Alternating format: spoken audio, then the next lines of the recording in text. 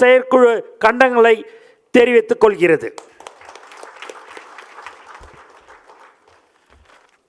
நீங்கள் யோசித்திருக்கலாம், 18 தீர்மானங்கள் சொல்லிட்டோம். தீர்மானம் 2 என்னாச்சு, தீர்மானம் 1 என்னாச்சு?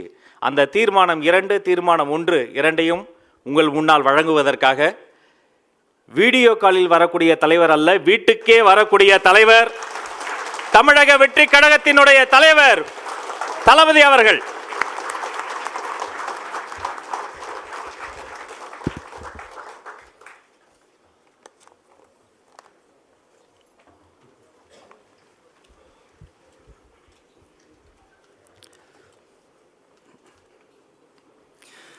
தீர்மானம் 2.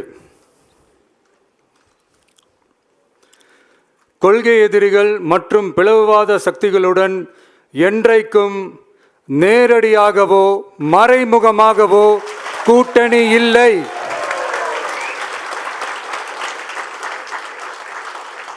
ஒன்றிய அளவில் மலிவான அரசியல் ஆதாயங்களுக்காக மக்களை மத ரீதியாக பிளவுபடுத்தி மக்களிடையே வேற்றுமையை விதைத்து அதில் குளிர்காய நினைக்கிறது பாஜக.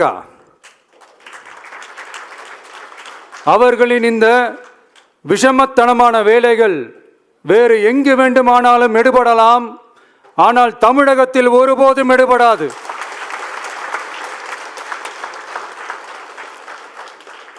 சமூக நீதியும் நல்லிணக்கமும் சகோதரத்துவமும் சமத்துவமும் ஆழமாய் வேரூன்றிய மண் இந்த தமிழ்நாட்டு மண்.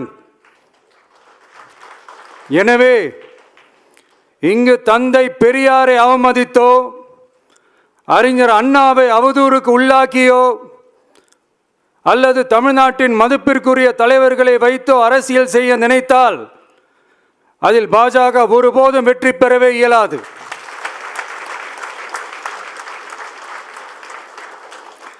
சுயநல அரசியல் லாபங்களுக்காக பாஜகவுடன் கூடி குழைந்து கூட்டணி போக திமுகவோ அதிமுகவோ இல்லை,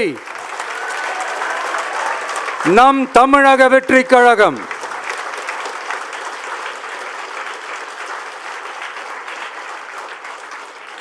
கொள்கை எதிரிகள் மற்றும் பிளவுவாத சக்திகளுடன் என்றைக்கும் நேரடியாகவோ மறைமுகமாகவோ கூட்டணி இல்லை என்பதில் தமிழக வெற்றி கழகம் மிக உறுதியாக இருக்கிறது.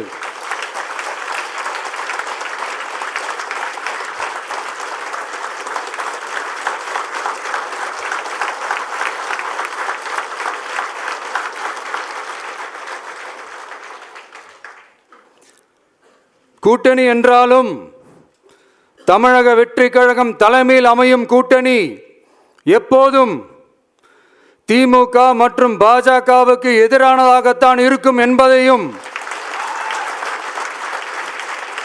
அதில் சமரசம் என்ற பேச்சுக்கே இடமில்லை என்பதையும் உறுதிப்பட செயற்குழு வாயிலாக தெரிவித்துக் கொள்கிறோம்.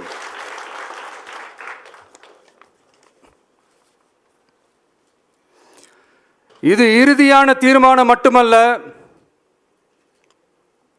உறுதியான தீர்மானம்.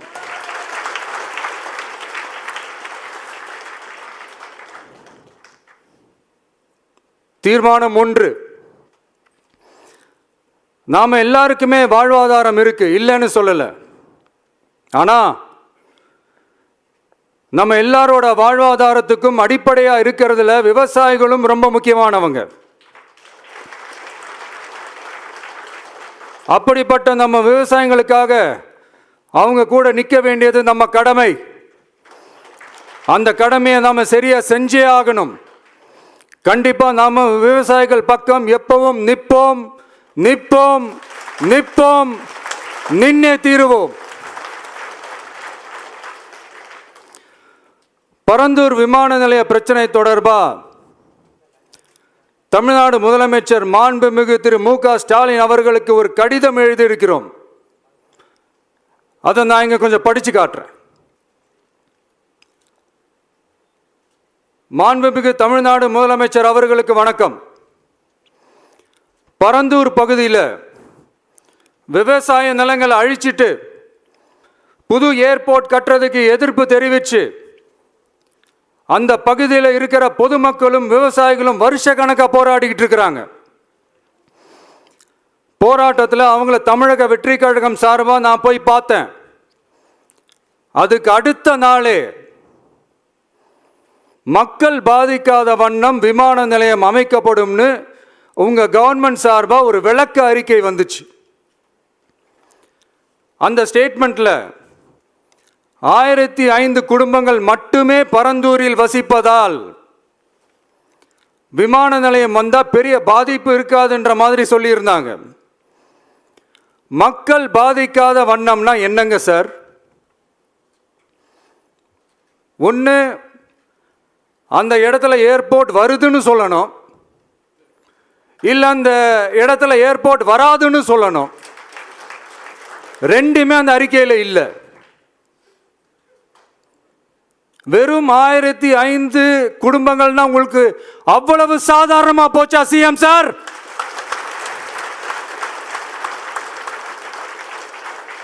$15,000 மக்கள், அந்த மக்களும் நம்ம மக்கள் தானே.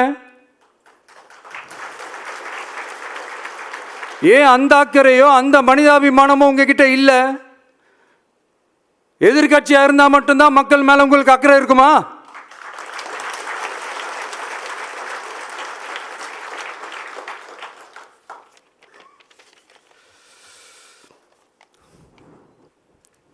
நூற்றுக்கணக்கான ஏக்கர் விவசாய நிலங்களை, மிகப்பெரிய நீர்நிலைகளை, ஆயிரக்கணக்கான வீடுகளை, அவங்களோட வாழ்வாதாரத்தை அழிச்சிட்டு அந்த இடத்துல தான் ஏர்போர்ட் கட்டியே ஆகணும்னு என்ன சார் அவசியம் இருக்கு?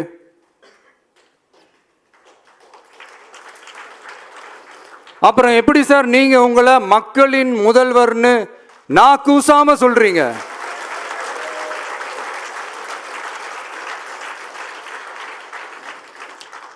இதுல வேற உங்களுக்கும் இந்த பரந்தூர் ஏர்போர்ட் கட்டுற பிரச்சனைக்கும் சம்பந்தமே இல்லாத மாதிரி வேற காட்டிக்கிறீங்க. ஆனா ஏர்போர்ட்டுக்காக பரந்தூரை பரிந்துரை செஞ்சது உங்க கவர்மெண்ட் தான்னு ஒன்றிய விமான போக்குவரத்து துறை அமைச்சர் சில மாதங்களுக்கு முன்னாடி சென்னை வந்திருந்தப்போ சொன்னார். அதுக்கும் உங்ககிட்ட இருந்த எந்த பதிலும் இல்லை.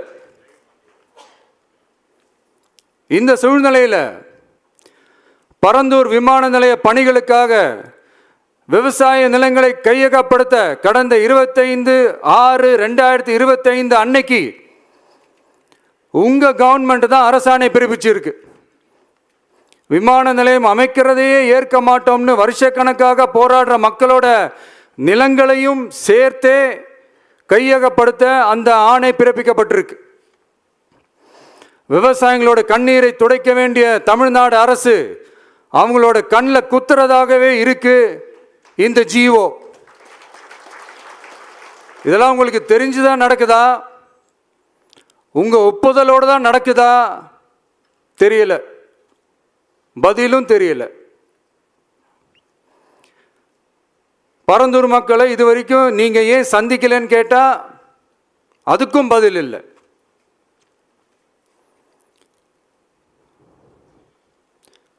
நான் இந்த பரந்தூர் போராட்டக்காரங்க அந்த மக்களை ரீசெண்டாக நான் சந்தித்தேன். அவங்க சொன்னதையெல்லாம் கேட்கும்போது உண்மையிலேயே ரொம்ப கஷ்டமாக இருந்தது. இப்போவும் ஒன்றும் குறைஞ்சிடல சிஎம் சார்.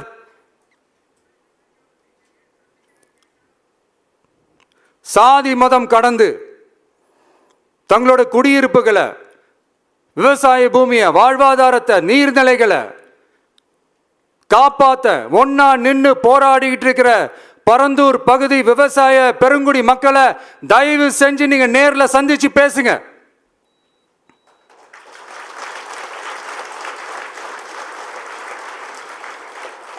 உங்களுடைய அமைச்சர்களோ இல்ல உங்களுடைய அதிகாரிகளோ பேசக்கூடாது. நீங்களே நேர்ல சந்திச்சு பேசணும். அந்த இடத்துல விமான நிலையம் வராதுன்ற உத்தரவாதத்தை அவங்களுக்கு நீங்க கொடுக்கணும்.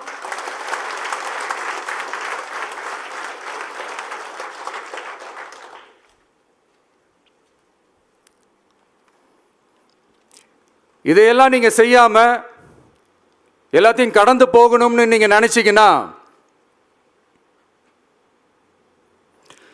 பரந்தூர் பகுதி விவசாய மக்களையும் பொதுமக்களையும் நானே அழைச்சிக்கிட்டு வந்து தலைமை செயலகத்துல உங்களை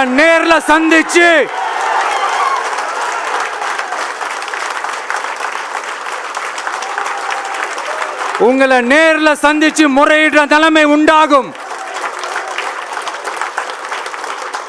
அப்படி ஒரு சூழலை நீங்க உருவாக்க மாட்டீங்கன்னு நான் நம்புறேன். அதையும் மீறி அப்படி ஒரு சூழல் வந்துச்சுன்னா நான் ஃபேஸ் பண்ண தயாரா இருக்கேன்.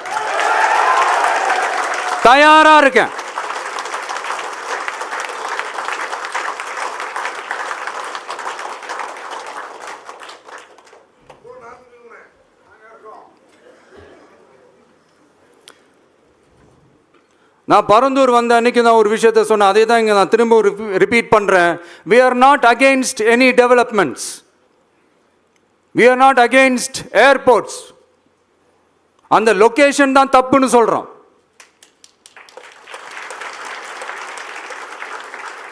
இதை நாங்கள் மட்டும் சொல்லலை, ஏவியேஷன் சேஃப்டி எக்ஸ்பர்ட்ஸ் மென்ஷன் பண்ணியிருக்கிறாங்க. that place is not fit for airport. Pilots அங்க ஏர்கிராஃப்டை லேண்ட் பண்றதுக்கு they might face a lot of problemsன்றது கூட அதில் மென்ஷன் பண்ணியிருக்கிறாங்க.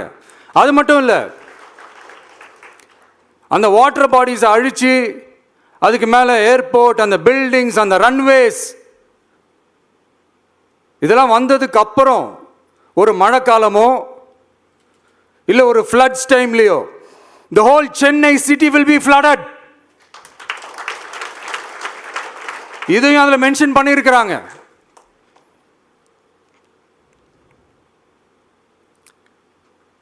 ஸோ இதெல்லாம் மைண்டில் வச்சுக்கிட்டு தயவு செஞ்சு ப்ளீஸ் டேக் அ கால்.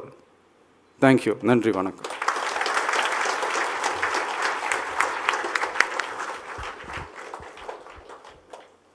அனைத்து